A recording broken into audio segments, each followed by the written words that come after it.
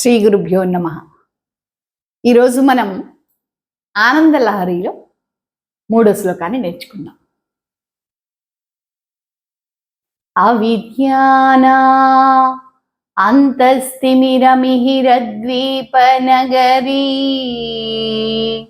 జడానాం చైతన్యస్థబకమకరందస్మృతిఝరీ దరిద్రానాం చింతామణిగుణనికా జన్మజలధౌ నిమగ్నానాం దంష్ట్రా మురరిపువరాహస్య భవతి. ఈ ఆనంద లహరిలో 3వ శ్లోకంలో ముఖ్యంగా 3 పాయింట్ల గురించి శంకరాచార్యుల వారు చెప్పారు. ఇందులో ఇప్పుడు నేను చెప్పదలుచుకుంది ఏంటంటే, ఇప్పుడు మన దగ్గర చాలా గొప్ప గొప్ప వాళ్ళు ఉన్నారు. వాళ్ళందరూ అంటే మన భాషలో, నార్మల్ భాషలో మాట్లాడాలంటే మక్కికి మక్కి చెప్పేవారు చాలామంది ఉన్నారు. చాలా మహానుభావులు, వాళ్ళందరికీ నమస్కారం.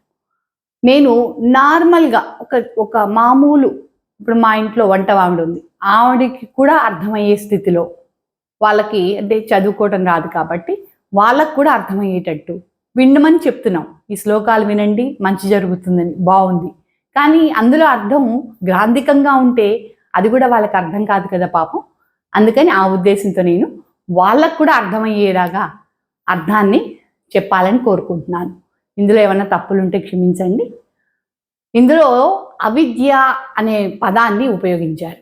ఈ అవిద్య అంటే ఏంటి? విద్య లేకపోవటం అవిద్య అవుతుందా?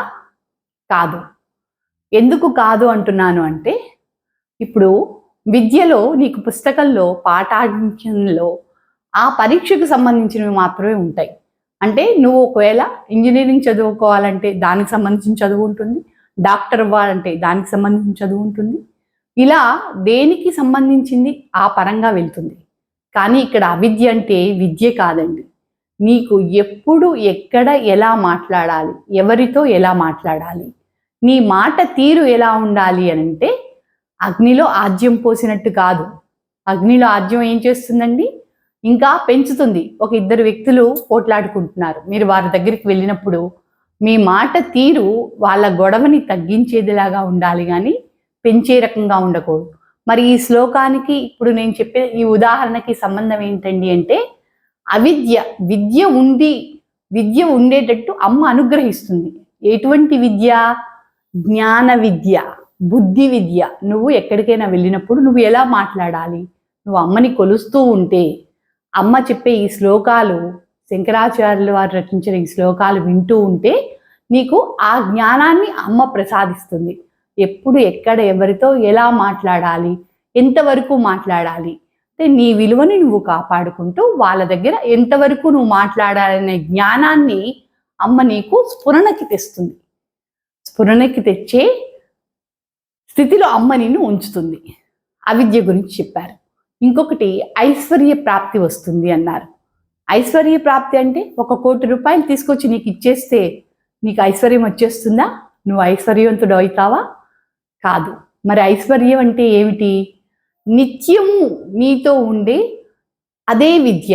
అంటే నువ్వు ఉదాహరణకి నువ్వు ఒకటి చేద్దామనుకున్నావు, ఒక వృత్తిలో నువ్వు అనుకున్నప్పుడు నువ్వు ఒక 10 గంటల వ్యవధిలో చేస్తావు ఒక పనిని. తర్వాత అమ్మని కొలుస్తూ ఉంటే ఏమవుతుంది?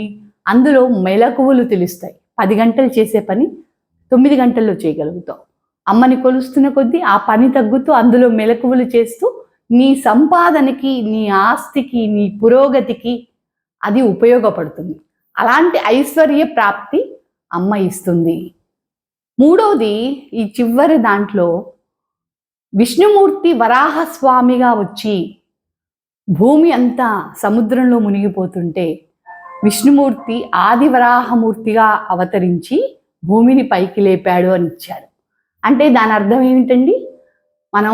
మన పూర్వీకులు అంటే రాములు వారు, కృష్ణుల వారు సంగతి నుంచి కూడా సంసార సాగరం అన్నారు. సాగరాన్ని సంసారంతో పోల్చారు. భూమి అంటే వ్యక్తి, ఇక్కడ ఒక మనిషి.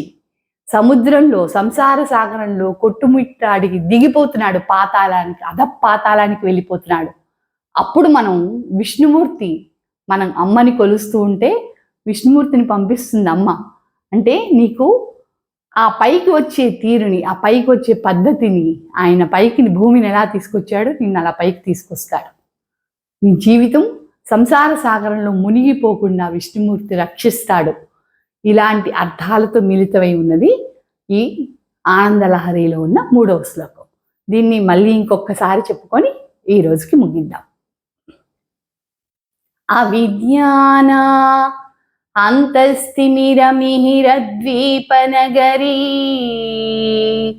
జడానాం చైతన్యస్తబకమకరందస్మృతిఝరీ